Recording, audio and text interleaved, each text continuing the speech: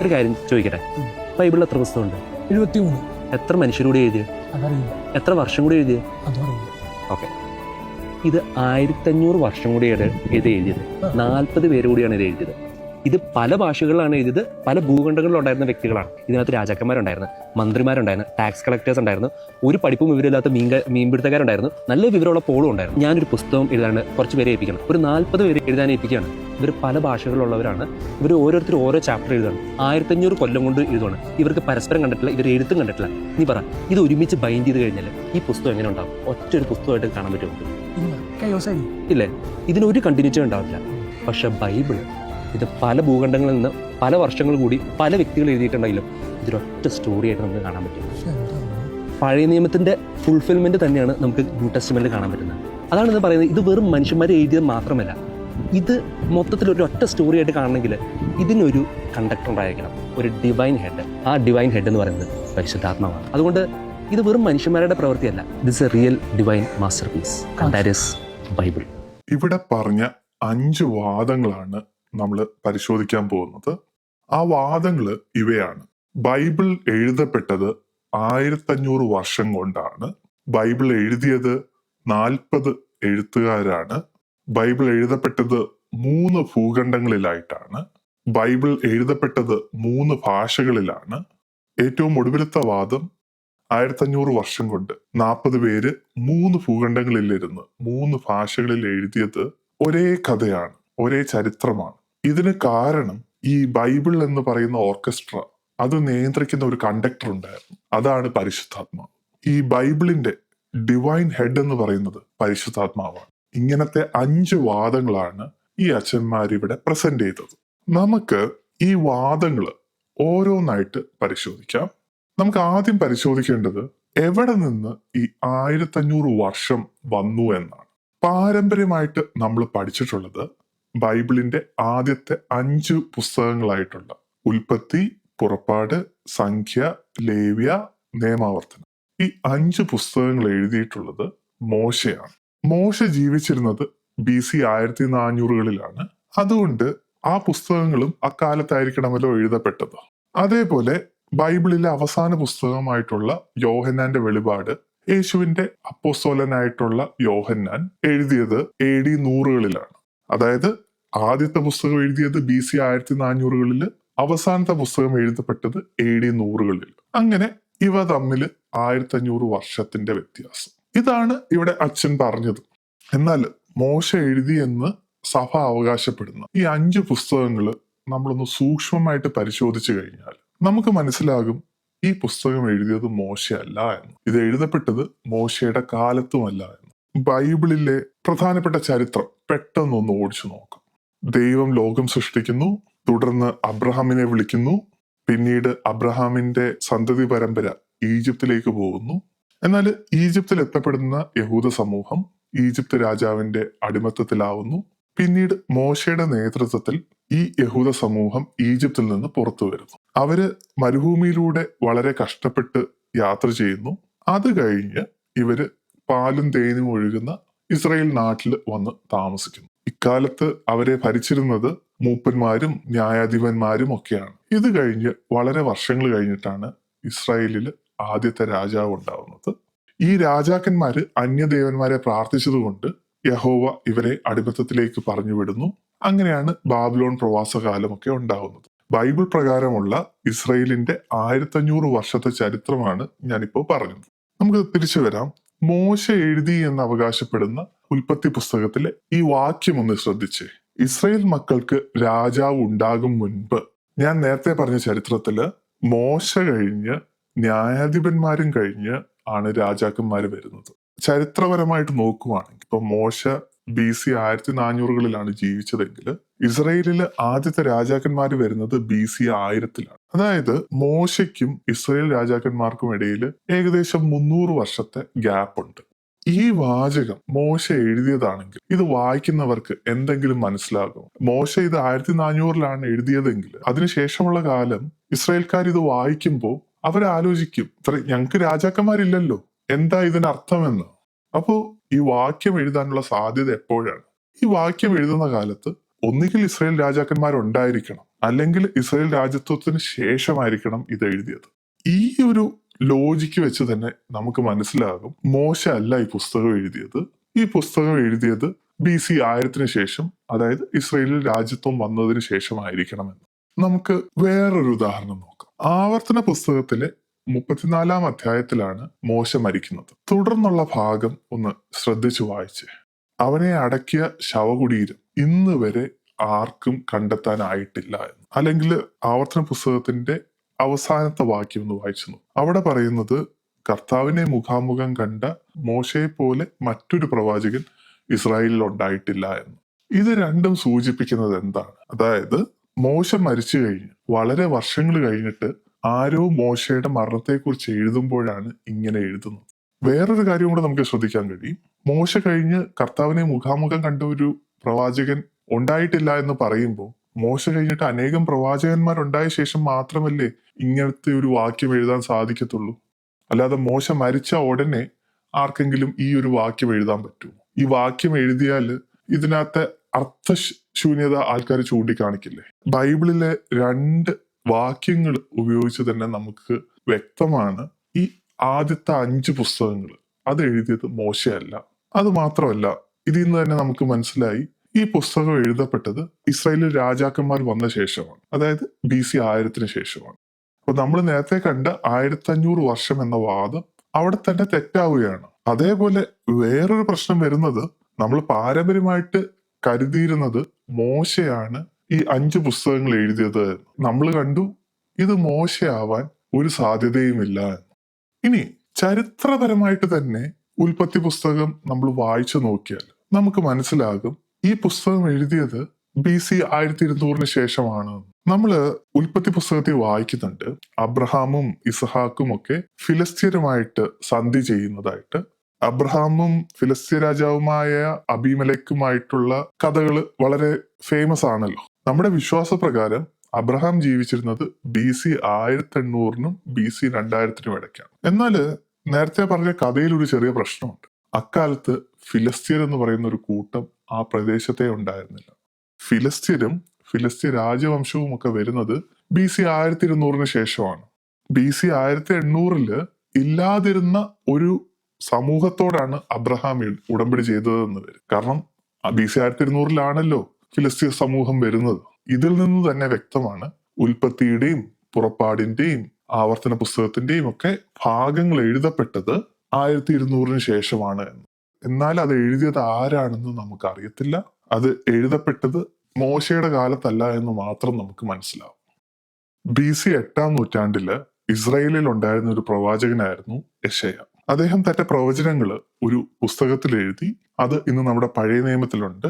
ആ പുസ്തകത്തിന്റെ പേര് യെശയ്യ എന്ന് തന്നെയാണ്. ഇന്ന് യെശയ്യ പുസ്തകം പഠിക്കുന്ന പഴയ നിയമ ചരിത്രകാരന്മാരുടെ അഭിപ്രായത്തിൽ ഈ പുസ്തകം എഴുതപ്പെട്ടത് 3 കാലഘട്ടങ്ങളിലാണ്. ആദ്യത്തെ 39 അധ്യായം എഴുതപ്പെട്ടത് BC 8-ാം നൂറ്റാണ്ടിലും അടുത്ത 16 അധ്യായം എഴുതപ്പെട്ടത് BC 6-ാം നൂറ്റാണ്ടിലും പിന്നീട് വരുന്ന 11 അധ്യായം എഴുതപ്പെട്ടത് ബാബിലോൺ പ്രവാസകാലത്തിനും ശേഷമാണ്. നമ്മുടെ വിശ്വാസപ്രകാരം യെശയ്യ പുസ്തകം എഴുതിയത് ഒറ്റ വ്യക്തിയാണ്. അത് എഴുതപ്പെട്ടത് ഒറ്റ കാലഘട്ടത്തിലാണ്. പക്ഷേ ഇതിനെക്കുറിച്ച് വിശദമായി പഠിക്കുന്നവരുടെ അഭിപ്രായത്തിൽ യെശയ്യ പുസ്തകം എഴുതപ്പെട്ടത് 3 കാലഘട്ടങ്ങളിലാണ്. അവ എഴുതിയത് മിനിമം 3 വ്യക്തികളാണ്. ഈ വ്യക്തികൾ ജീവിച്ചിരുന്ന കാലഘട്ടങ്ങൾ തമ്മിൽ മിനിമം 200 വർഷത്തെ വ്യത്യാസമുണ്ടായിരുന്നു. ഇനി നമുക്ക് ദാനിയേൽ പ്രവാചകന്റെ പുസ്തകം എടുക്കാം. ഞാൻ കഴിഞ്ഞ ഒരു വീഡിയോയിൽ പറഞ്ഞിരുന്നു ദാനിയേൽ പ്രവാചകന്റെ പുസ്തകം എഴുതിയത് BC 6-ാം നൂറ്റാണ്ടിൽ ജീവിച്ചിരുന്ന ദാനിയേൽ എന്ന് പറയുന്ന ജ്ഞാനിയായിട്ടുള്ള ജൂതനല്ല എന്ന്. ഈ പുസ്തകം എഴുതപ്പെട്ടത് BC 2-ാം നൂറ്റാണ്ടിലാണ്. അതിനെ സ്യൂഡോ എപ്പിഗ്രാഫ എന്നാണ് വിളിക്കുന്നത്. അതായത് വേറൊരാളുടെ പേരില് അയാൾ അറിയാതെ അയാളാണെന്ന ഭാവേന എഴുതുന്ന പുസ്തകം. ഈ എഴുത്തുകാരന് BC 6-ാം നൂറ്റാണ്ട് മുതൽ BC 2-ാം നൂറ്റാണ്ട് വരെയുള്ള ചരിത്രം അറിയായിരുന്നു. ആ ചരിത്രമാണ് താൻ 6-ാം നൂറ്റാണ്ടിലിരുന്ന് എഴുതുന്ന പ്രവചനങ്ങളാണ് എന്ന ഭാവേന ദാനിയേൽ പുസ്തകത്തിൽ എഴുതി വെച്ചത്. എന്നാല് അതിനകത്ത് അയാൾ ഒരു യഥാർത്ഥ പ്രവചനം നടത്തുന്നുണ്ട്. ആ പ്രവചനമാകട്ടെ തെറ്റിപ്പോവുകയും ചെയ്യുന്നുണ്ട്. ഇതിനെക്കുറിച്ച് കൂടുതൽ അറിയാനായിട്ട് എൻ്റെ പഴയ വീഡിയോ കണ്ടാൽ മതി. ഈ ചരിത്രങ്ങളെല്ലാം പഴയ നിയമത്തിൻ്റെതാണ്. അത് നമുക്ക് വലിയ പ്രശ്നം ഉണ്ടാക്കുന്നില്ല എന്ന് ചിലർ വാദിച്ചേക്കാം. നമുക്ക് പുതിയ നിയമത്തിന്റെ ചരിത്രം ഒന്ന് പരിശോധിക്കാം.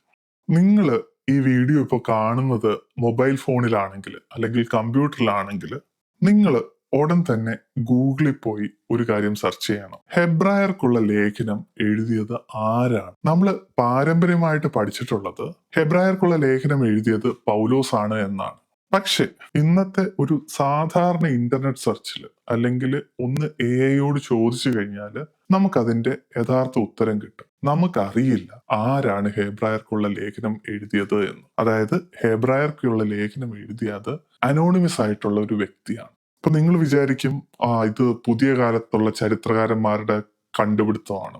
അല്ല. പണ്ടത്തെ സഭാപിതാക്കന്മാരായിട്ടുള്ള ഒറിജിനും ക്ലെമന്റ് ഓഫ് അലക്സാൻഡ്രിയയ്ക്കും ഒക്കെ അറിയായിരുന്നു ഈ ഹെബ്രായർക്കുള്ള ലേഖനം എഴുതിയത് പൗലോസ് ആകാൻ തരമില്ല എന്ന്. അവരുടെ വാദങ്ങൾ വളരെ സിമ്പിളാണ്. പൗലോസ് എഴുതിയെന്ന് നമുക്ക് ഉറപ്പുള്ള കുറെ ലേഖനങ്ങളുണ്ട്. ആ ലേഖനങ്ങളുടെ ശൈലിയോ അല്ലെങ്കിൽ പൗലോസ് സ്വയം അഭിസംബോധന ചെയ്യാറുണ്ട്, ആ രീതിയിലുള്ള അഭിസംബോധനകളോ ഈ ഹെബ്രായർക്കുള്ള ലേഖനത്തിൽ കാണാനില്ല. അതുകൊണ്ട് ഈ ലേഖനം പൗലോസ് എഴുതിയതാകാൻ സാധ്യതയില്ല എന്നാണ് അവരുടെ നിഗമനം. ഹെബ്രായർക്കുള്ള ലേഖനത്തിൽ മാത്രമാണോ ഈ പ്രശ്നമുള്ളത്? അല്ല. ഉദാഹരണത്തിന് 2 പത്രോസ്, യാക്കോബിന്റെ ലേഖനം, യൂദായുടെ ലേഖനം, ഇവയെല്ലാം സംശയത്തിന്റെ മുൾമുനയിലായിരുന്നു. നമുക്ക് സഭാപിതാവായ യുസീബിയസ് എഴുതിയ കത്തുകൾ പരിശോധിച്ചു കഴിഞ്ഞാൽ അതിനകത്ത് വ്യക്തമായിട്ട് അവർ പറയുന്നുണ്ട് ഈ പുസ്തകങ്ങളൊക്കെ എഴുതിയത് ആരാണ് എന്ന്. സഭാപിതാക്കന്മാർക്കിടയിൽ, സഭകൾക്കിടയിൽ തർക്കമുണ്ടായിരുന്നു എന്ന്. പലരും വിചാരിച്ചത് ഈ ലേഖനങ്ങളൊക്കെ എഴുതിയത് ഫേക്ക് ആയിട്ടുള്ള വ്യക്തികളാണെന്ന് തന്നെയാണ്. ഇന്ന് ആധുനിക ചരിത്രകാരന്മാരുടെയും ഒപ്പീനിയൻ അത് തന്നെയാണ്. ലേഖനങ്ങൾക്ക് മാത്രമാണോ പ്രശ്നം? യോഹന്നാന്റെ വെളിപ്പാട്, അതായത് നമ്മുടെ ബൈബിളിലെ അവസാന പുസ്തകമായിട്ടുള്ള വെളിപ്പാട് പുസ്തകം എഴുതിയത് ഏത് യോഹന്നാനാണ് എന്നതിന്റെ പേരിൽ ചോദ്യങ്ങളുണ്ടായിരുന്നു. ഇത് സഭാപിതാവായിട്ടുള്ള ഒറിജിൻ രേഖപ്പെടുത്തുന്നുണ്ട്. അതായത് യോഹന്നാന്റെ വെളിപ്പാട് എഴുതിയത് ഏത് യോഹന്നാനാണ്? അത് കർത്താവിന്റെ ശിഷ്യനായിട്ടുള്ള യോഹന്നാനാണോ അതോ ഏതെങ്കിലും മൂപ്പനായിട്ടുള്ള യോഹന്നാനാണോ? ഈ ചോദ്യത്തിന്റെ പേരിൽ സഭകൾ തമ്മിലുള്ള തർക്കത്തെക്കുറിച്ച് ഒറിജിൻ പറയുന്നുണ്ട്. സിറിൽ ഓഫ് ജെറുസലേം എന്ന് പറയുന്ന മറ്റൊരു സഭാപിതാവ് ഈ വെളിപാട് പുസ്തകം പ്രാർത്ഥനകൾക്കിടയിൽ വായിക്കരുത് എന്ന് അദ്ദേഹം ലേഖനം എഴുതിയിട്ടുണ്ട്. പിന്നീട് വിശ്വാസത്തിന്റെ അടിസ്ഥാനത്തിൽ നമ്മൾ 2 പത്രോസും യാക്കോബിന്റെ ലേഖനവും യൂദായുടെ ലേഖനവും ഹെബ്രായർക്കുള്ള ലേഖനവും വെളിപാടിന്റെ പുസ്തകവും ഒക്കെ നമ്മുടെ കാനൂണിന്റെ ഭാഗമായിട്ട് സ്വീകരിച്ചു. ഇന്നത്തെ രൂപത്തിലുള്ള 27 പുസ്തകങ്ങൾ അടങ്ങുന്ന പുതിയ നിയമ കാനൺ ആദ്യമായിട്ട് പ്രത്യക്ഷപ്പെടുന്നത് അത്തനേഷ്യസിന്റെ AD 367 ഒരു കത്തിലാണ്. അതാണ് നമ്മുടെ കയ്യിലുള്ള ഇന്നത്തെ ഏറ്റവും പഴയ റെക്കോർഡ്. അതിനു മുൻപ് ചിലപ്പോൾ ഉണ്ടായിരുന്നായിരിക്കാം. പക്ഷെ AD 325 യുസീബിയസ് എഴുതുന്ന കത്തുകളിൽ വളരെ വ്യക്തമാണ് ഇതിന്റെ പേരിൽ തർക്കങ്ങൾ ഉണ്ടായിരുന്നു കാലത്ത് എന്ന്. ഞാൻ ഇവിടെ ദീർഘിപ്പിക്കുന്നില്ല. നമുക്ക് ഇത്രയും നേരം കേട്ട കാര്യം ഒന്ന് സംഗ്രഹിക്കാം. നമ്മൾ എന്താണ് കണ്ടത്? മോശ എഴുതി എന്ന് അവകാശപ്പെടുന്ന 5 പുസ്തകങ്ങൾ അത് മോശയാകാൻ തരമില്ല, അത് മോശയുടെ കാലം കഴിഞ്ഞിട്ടാണ് എന്ന് നമ്മൾ ബൈബിൾ തെളിവുകൾ വെച്ച്, ചരിത്ര തെളിവുകൾ വെച്ച് നമ്മൾ കണ്ടു. യെശയ്യായുടെ പുസ്തകം എഴുതപ്പെട്ടത് 200 വർഷം കൊണ്ടാണ്. അത് എഴുതപ്പെട്ടത് മിനിമം 3 എഴുത്തുകാരിലൂടെയാണ്. അപ്പൊ തന്നെ നമ്മൾ പാരമ്പര്യമായിട്ട് വിശ്വസിക്കുന്ന ഒരു യെശയ്യ BC 8-ാം നൂറ്റാണ്ടിൽ എഴുതി എന്നുള്ള വിശ്വാസം അവിടെ തകിടം മറിയുവാണ്. ചരിത്രപരമായിട്ട് നോക്കുമ്പോൾ 1-ൽ കൂടുതൽ എഴുത്തുകാർ യെശയ്യാ പുസ്തകം എഴുതിയിട്ടുണ്ട്. ഇനി ദാനിയേലിന്റെ പുസ്തകം നമ്മൾ വായിക്കുമ്പോൾ വിചാരിക്കുന്നത് ഇത് എഴുതപ്പെട്ടത് BC 6-ാം നൂറ്റാണ്ടിലാണെന്നാണ്. പക്ഷേ ദാനിയേലിന്റെ പുസ്തകം എഴുതപ്പെട്ടത് BC 2-ാം നൂറ്റാണ്ടിലാണ്. അത് എഴുതിയത് ആരാണെന്ന് നമുക്കറിയില്ല. ദാനിയേൽ ആണെന്നുള്ള ഭാവേനയാണ് അയാൾ ആ പുസ്തകം എഴുതിയിരിക്കുന്നത്. പിന്നെ നമ്മൾ കണ്ടു ഹെബ്രായർക്കുള്ള ലേഖനം എഴുതിയിട്ടില്ല എന്ന കാര്യത്തിനകത്ത് സഭാപിതാക്കന്മാർക്കിടയിൽ തന്നെ ഐക്യം ഉണ്ടായിരുന്ന കാര്യമാണ്. അതേപോലെ 2 പത്രോസ്, യാക്കോബ്, യൂദ ഈ ലേഖനങ്ങളൊക്കെ അപ്പോസ്തലന്മാർ എഴുതിയതാണോ എന്നുള്ള ചോദ്യം അക്കാലത്ത് തന്നെ സഭകൾക്കിടയിൽ ഉണ്ടായിരുന്നു. സഭാപിതാക്കന്മാർക്കിടയിൽ ഇതിനെക്കുറിച്ച് തർക്കം ഉണ്ടായിരുന്നു. ഇക്കാര്യത്തെക്കുറിച്ച് അക്കാലത്തുള്ള സഭാപിതാക്കന്മാർ എഴുതിയിട്ടുണ്ട്. അതേപോലെ വെളിപാടിന്റെ പുസ്തകം സഭയിൽ വായിക്കരുത് എന്ന് വരെ ഒരു സഭാപിതാവ് എഴുതിയിട്ടുള്ളതായിട്ട് നമ്മൾ കാണുന്നുണ്ട്. അപ്പൊ ഞാൻ ഈ അച്ഛന്മാരോട് ചോദിക്കട്ടെ, ഇവർ വളരെ കോൺഫിഡന്റ് ആയിട്ട് പറഞ്ഞു 1500 വർഷം കൊണ്ട് 40 പേരാണ് ബൈബിൾ എഴുതിയത് എന്ന്. നമ്മള് ചരിത്രപരമായിട്ട് നോക്കുമ്പോൾ, സഭയുടെ ചരിത്രം വെച്ച് നോക്കുമ്പോൾ, ക്രിട്ടിക്കൽ സ്കോളർഷിപ്പ് വെച്ച് നോക്കുമ്പോൾ നിങ്ങളുടെ വാദം അപ്പാടെ തെറ്റല്ലേ? ഇത് നിങ്ങള് പഠിക്കാഞ്ഞിട്ടാണോ, നിങ്ങളെ പഠിപ്പിക്കാഞ്ഞിട്ടാണോ, അതോ നിങ്ങൾ ഇന്റർനെറ്റിൽ കണ്ട ഏതെങ്കിലും ഒരു റീൽ എടുത്ത് അത് മലയാളത്തിലാക്കിയത് കൊണ്ടാണോ എന്ന് എനിക്കറിയില്ല. പക്ഷെ ഇത് വിശ്വാസികളെ തെറ്റിദ്ധരിപ്പിക്കുന്നതാണ്. അപ്പോൾ നമ്മൾ ആദ്യത്തെ വാദം നോക്കിയപ്പോൾ തന്നെ അതിന്റെ ബോണസ് ആയിട്ട് നമുക്ക് രണ്ടാമത്തെ വാദത്തിനുള്ള ഉത്തരവും കിട്ടി. 40 എഴുത്തുകാർ കൂടുതലുണ്ട്, അതിൽ ആരൊക്കെയാണ് എഴുതിയത് എന്ന് പോലും നമുക്ക് അറിയത്തില്ല എന്നുള്ള കാര്യം മനസ്സിലായി. ഇനി അടുത്ത വാദം നമുക്ക് പരിശോധിക്കാം. 3 ഭൂഖണ്ഡങ്ങളില് 3 ഭാഷകളിൽ. ആദ്യം തന്നെ പറയാം, ഈ അച്ഛന്മാരുടെ 3 ഭാഷകളിൽ എന്നുള്ള വാദം വളരെ ശരിയാണ്. നമ്മൾ പഴയ നിയമം നോക്കുവാണെങ്കിൽ അത് പ്രധാനമായിട്ട് എഴുതപ്പെട്ടത് ഹെബ്രായ ഭാഷയിലും അറാമിയ ഭാഷയിലുമാണ്. കത്തോലിക്കരുടെ ചില പുസ്തകങ്ങൾ, ചില അപ്പോക്രിഫ ഗ്രന്ഥങ്ങൾ എഴുതപ്പെട്ടത് ഗ്രീക്കിലാണ്. എന്നാൽ പുതിയ നിയമം അത് പ്രൊട്ടസ്റ്റന്റുകളും കത്തോലിക്കരും ഉപയോഗിക്കുന്നത് ഒരേ പുതിയ നിയമമാണ്, അത് എഴുതപ്പെട്ടത് ഗ്രീക്കിലുമാണ്. അപ്പോൾ ആ വാദം ശരിയാണ്. ഈ 3 ഭൂഖണ്ഡങ്ങൾ എന്ന് പറയുന്ന വാദം, ആ വാദം വരുന്നത് നമ്മൾ നേരത്തെ പറഞ്ഞ ആ 40 ബൈബിൾ എഴുത്തുകാരുണ്ടായിരുന്നു എന്ന വിശ്വാസത്തിൽ നിന്നാണ്. ആ വിശ്വാസപ്രകാരം ബൈബിൾ എഴുതപ്പെട്ടത് ഇറാനിലെ ഷൂർ എന്ന് പറയുന്ന പ്രവിശ്യയ്ക്കും ഇറ്റലിയിലെ റോം എന്ന പട്ടണത്തിനും ഇടയ്ക്കാണ്. ബൈബിളിലെ മുഴുവൻ പുസ്തകങ്ങളും എഴുതപ്പെട്ടത് ഈ 3500 കിലോമീറ്റർ വിസ്തൃതിയുള്ള പ്രദേശത്താണ്. ഈ 3500 കിലോമീറ്റർ എന്ന് പറയുന്നത് നമ്മുടെ മെഡിറ്ററേനിയൻ കടലിന്റെ നീളത്തിന് തുല്യമാണ്. അത്രയും സ്ഥലത്താണ് ബൈബിളിലെ എല്ലാ പുസ്തകങ്ങളും എഴുതിയത്. പക്ഷേ ഇവര് 3 ഭൂഖണ്ഡങ്ങൾ എന്ന് പറയുമ്പോൾ നമ്മൾ പലപ്പോഴും വിചാരിക്കുക ഒരാളിരുന്ന് എഴുതിയത് നോർത്ത് കൊറിയയിലും മറ്റേയാളിരുന്ന് എഴുതിയത് സൗത്ത് ആഫ്രിക്കയിലും മൂന്നാമത്തെ ആളിരുന്ന് എഴുതിയത് നോർവേയിലുമാണെന്ന്. ഇവർ ഈ പുസ്തകങ്ങളെല്ലാം എഴുതിയത് അവര് ജീവിച്ചിരുന്ന സാമ്രാജ്യത്തിന്റെ അതിർത്തിക്കുള്ളിൽ വെച്ചാണ്. നമുക്കറിയാം, ഇസ്രായേല് പല സാമ്രാജ്യങ്ങളുടെ അധീനതയിലായിരുന്നു. ഇസ്രായേൽ ഒരു കാലത്ത് ബാബിലോണിന്റെ അധീനതയിലായിരുന്നു, പിന്നീട് പേർഷ്യയുടെ അധീനതയിലായി, പിന്നീട് ഗ്രീക്കിന്റെ അധീനതയിലായി, പിന്നെ റോമിന്റെ അധീനതയിലായി. ഈ സാമ്രാജ്യങ്ങളിലെല്ലാം ജീവിച്ചിരുന്ന ജൂതന്മാര് അവരുടെ പ്രത്യാശയ്ക്ക് വേണ്ടി അവര് പുസ്തകങ്ങൾ എഴുതി. പലതും പഴയ നിയമ ബൈബിളിന്റെ ഭാഗങ്ങളായി. ഈ 3 ഭൂഖണ്ഡം എന്ന് പറയുന്ന വാദം വളരെ എക്സാഗ്രേറ്റഡ് ആണ്, വളരെ ഊതിപ്പെരുപ്പിച്ചതാണ്. എനിക്ക് ഈ വാദം കേൾക്കുമ്പോൾ ഓർമ്മ വരുന്നത് കേരള ഹൗസ് ഉടൻ വിൽപ്പനയ്ക്ക് എന്ന സിനിമയിൽ ജയസൂര്യയുടെ വീട് ഈ കേരള തമിഴ്നാട് അതിർത്തിയിലാണ്. കേരള തമിഴ്നാട് അതിർത്തി കിടക്കുന്ന ആ 10 സെന്റിൽ നമ്മൾ വാഴകൃഷി നടത്തിയിട്ട് നമ്മൾ പറയുവാണ് 2 സംസ്ഥാനങ്ങൾ നീണ്ടു നിവർന്നു കിടക്കുന്ന വാഴകൃഷിയുണ്ട് എന്ന് പറയുന്നതിന് തുല്യമാണ് 3 ഭൂഖണ്ഡങ്ങളിൽ വെച്ചാണ് ബൈബിൾ എഴുതപ്പെട്ടു എന്ന് പറയുന്ന ഈ വാദം. ഇപ്പൊ ഇത് കേട്ടുകൊണ്ടിരിക്കുന്ന പലരും വിചാരിക്കുന്നുണ്ടാവും, ശരിയാണ്, 1500 വർഷം എന്നുള്ളത് തെറ്റായിരിക്കാം, 40 പേര് എന്നുള്ളത് തെറ്റായിരിക്കാം, 3 ഭൂഖണ്ഡം എന്നുള്ളത് ഊതിപ്പെരുപ്പിച്ചതാവാം, 3 ഭാഷ എന്നുള്ളത് ശരിയാണ്, അത് ബാധിക്കുന്നില്ല. പക്ഷെ എന്നിരുന്നാലും പഴയ നിയമവും പുതിയ നിയമവും വെച്ച് നോക്കുമ്പോൾ അതൊരു കഥ പോലെയല്ലേ പോകുന്നത്. ഈ പുതിയ നിയമം എന്ന് പറയുന്നത് പഴയ നിയമത്തിന്റെ പൂർത്തീകരണമല്ലേ. അതുകൊണ്ട് എന്തായിരുന്നാലും പരിശുദ്ധാത്മാവ് പ്രവർത്തിച്ചിട്ടുണ്ട്. നമുക്ക് അവസാനമായിട്ട് ആ വാദം കൂടി പരിശോധിക്കാം. അതിനായിട്ട് നമുക്ക് മത്തായിയുടെ സുവിശേഷം എടുക്കാം. പുതിയ നിയമ ബൈബിളിലെ ആദ്യത്തെ പുസ്തകമാണ് മത്തായിയുടെ സുവിശേഷം. മത്തായിയുടെ സുവിശേഷം എഴുതപ്പെട്ടത് ജൂതന്മാർക്കാണ്.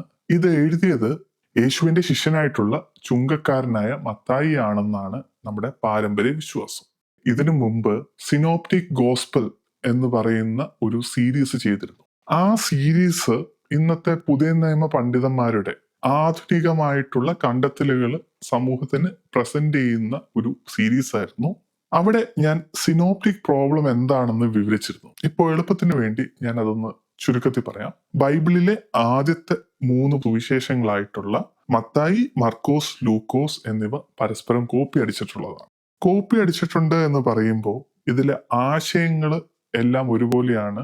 ഇവ തമ്മിൽ ചില ചെറിയ വ്യത്യാസങ്ങളുണ്ട് എന്ന് മാത്രമല്ല, മറിച്ച് പല സന്ദർഭങ്ങളിലും മർക്കോസിൽ കാണുന്ന അതേ വാക്കുകൾ, അതേ വരികൾ, അതേ പാരഗ്രാഫുകൾ നമുക്ക് മത്തായിലും ലൂക്കായിലും കാണാൻ കഴിയും. ഇത് മർക്കോസിൽ നിന്ന് കോപ്പി അടിച്ചു എന്ന് പറയുന്നതിന് കാരണം അതാണ് ഇന്നത്തെ ആധുനിക പണ്ഡിതന്മാരുടെ മെജോറിറ്റി ഒപ്പീനിയൻ, ഭൂരിപക്ഷ അഭിപ്രായം.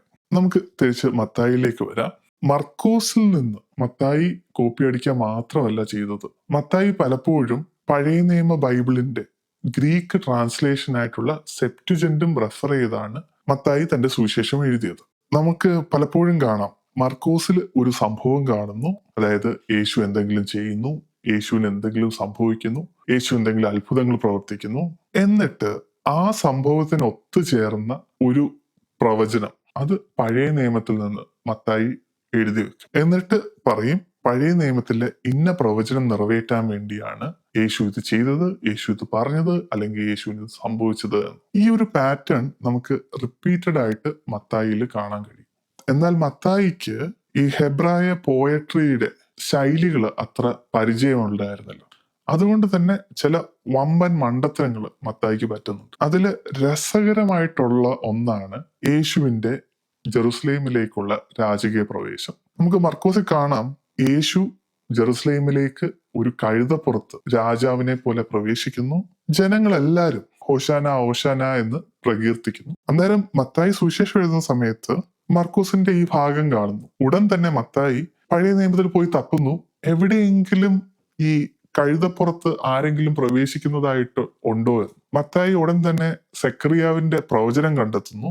എന്നിട്ട് മത്തായി വായിച്ചു നോക്കുമ്പോഴാണ് മത്തായി കാണുന്നത് അവിടെ ഒരു കഴുതയുമുണ്ട്, ഒരു കഴുതക്കുട്ടിയുമുണ്ട്. എന്നാലും മർക്കോസിന്റെ സുവിശേഷത്തില് നമ്മൾ ആകെ ഒരു കഴുതയെ കാണുന്നു. മത്തായി തിരിച്ച് തന്റെ സുവിശേഷം എഴുതാൻ തുടങ്ങി, മർക്കോസിൽ ആകെ ഒരു കഴുതയേ ഉള്ളൂ. എന്നാ ഒരു കാര്യം ചെയ്യാം, സെക്കറിയാവിന്റെ ഒരു കഴുതയെ കുട്ടിയും കൂടി ഇങ്ങോട്ട് കൊണ്ടുവരാം. മർക്കോസിന്റെ കഴുതയുടെ കൂടെ സെക്കറിയാവിന്റെ കഴുതക്കുട്ടിയും കൂട്ടിക്കെട്ടി അതിന് മുകളിൽ തുണികൾ വിരിച്ച ശേഷം ആ തുണികളുടെ പുറത്ത്, അതായത് ഈ ഒരു കഴുതയുടെയും കഴുതക്കുട്ടിയുടെയും പുറത്ത് ഇരുത്തിയാണ് യേശുവിനെ മത്തായിയുടെ സുവിശേഷത്തിൽ ജെറുസലേമിലേക്ക് രാജകീയ പ്രവേശനം ചെയ്യുന്നു. എന്നിട്ട് എഴുതി വെച്ചു, സെക്കറിയാവിന്റെ ഈ പ്രവചനം നിവൃത്തിയാകാൻ വേണ്ടിയാണ് ഇത് സംഭവിച്ചത് എന്ന്. ബാക്കിയുള്ള ഏത് സുവിശേഷമാണെങ്കിലും നോക്കിക്കോ, മർക്കോസിന്റെ സുവിശേഷമാണെങ്കിലും ശരി, ലൂക്കായുടെ സുവിശേഷമാണെങ്കിലും ശരി, യോഹനാന്റെ സുവിശേഷമാണെങ്കിലും ശരി, ഇവിടെ എല്ലാം വളരെ സെൻസിബിൾ ആയിട്ട് യേശു ഒരു കഴുതപ്പുറത്താണ് രാജകീയ പ്രവേശനം ചെയ്യുന്നത്.